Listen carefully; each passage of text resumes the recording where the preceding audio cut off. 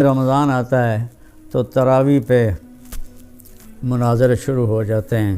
میں ایسے ہی یوٹیوب دیکھ رہا تھا تو وہ ایک سامنے آیا 20 تراویح پڑھنے والوں کو چیلنج۔ او بھائی اللہ کے واسطے یہ چیلنج اپنے پاس رکھو۔ حضرت عمر رضی اللہ تعالیٰ عنہ نے 8 تراویح کا بھی حکم دیا ہے، صحیح حدیث ہے، اور آپ نے 20 تراویح کا 3 وتر کے ساتھ حکم دیا ہے، صحیح حدیث ہے۔ کوئی اس پہ عمل کر لیتا ہے، کوئی اس پہ عمل کر لیتا ہے، دونوں ٹھیک ہیں۔ باقی یہ نوافل ہیں، کوئی 20 پڑھو 40 پڑھو، اہل مدینہ 40 پڑھتے تھے۔ یہ تراویح کا لفظ کہاں سے آیا کہ اہل مکہ 4 رکعت پڑھتے تھے پھر ایک طواف کرتے تھے۔ ترویح کہتے ہیں تھوڑی دیر کے آرام کو، پھر 4 رکعت پڑھ کے اور ایک طواف کرتے تھے، تو اس طرح ان کو تھوڑا آرام بھی ہو جاتا تھا، پھر آگے شروع ہو جاتے تھے۔ مدینے والوں کو پتہ چلا کہ مکے والے تو ہر 4 تراویح کے بعد طواف کرتے ہیں، تو ہم کیا کریں؟ انہوں نے 40 رکعت پڑھنی شروع کر دی۔ تو اس پہ لوگوں کو تشویش میں نہ ڈالیں۔ جو 20 پڑھ رہا ہے وہ بھی ٹھیک کر رہا ہے، جو 8 پڑھ رہا ہے وہ بھی ٹھیک کر رہا ہے، جو 40 پڑھ رہا ہے وہ بھی ٹھیک کر رہا ہے۔ یہ قیام اللیل ہے، اللہ تعالیٰ کے نبی نے 3 دن صرف کیا، اس کے بعد نہیں کیا۔ اور ہم تو سب پورا مہینہ کرتے ہیں۔ اس کو حضرت عمر رضی اللہ تعالیٰ عنہ نے جاری فرمایا، اور دونوں صحیح روایات ہیں، 8 کی بھی 3 رکعت 11، اور 20 کی بھی اور 3 رکعت وتر۔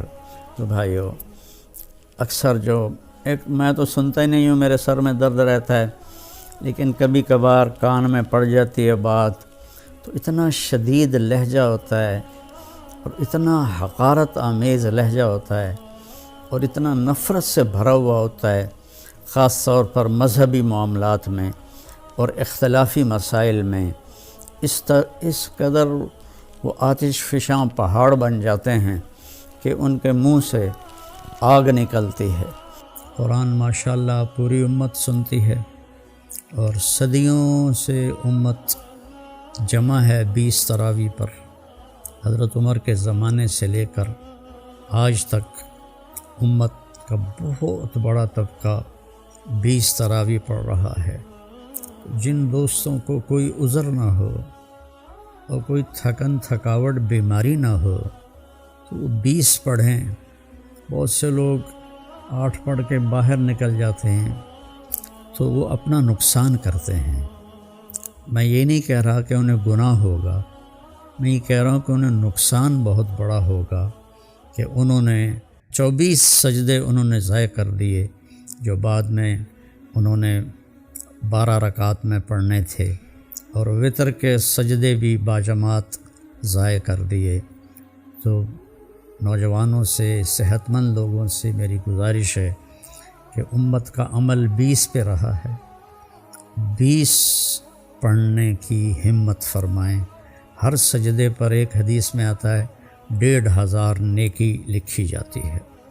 تو 20 کے 40 سجدے اور 15 چوکی 60,000 نیکیاں ہر بندہ گھر لے جا سکتا ہے۔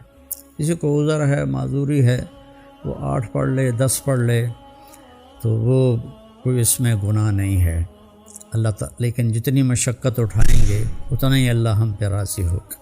کثرت سے تلاوت کریں قرآن کی۔ بخاری شریف کی روایت ہے، کانا رسول اللہ صلی اللہ علیہ وسلم اجود الناس، اللہ کے نبی سب سے زیادہ سخی تھے۔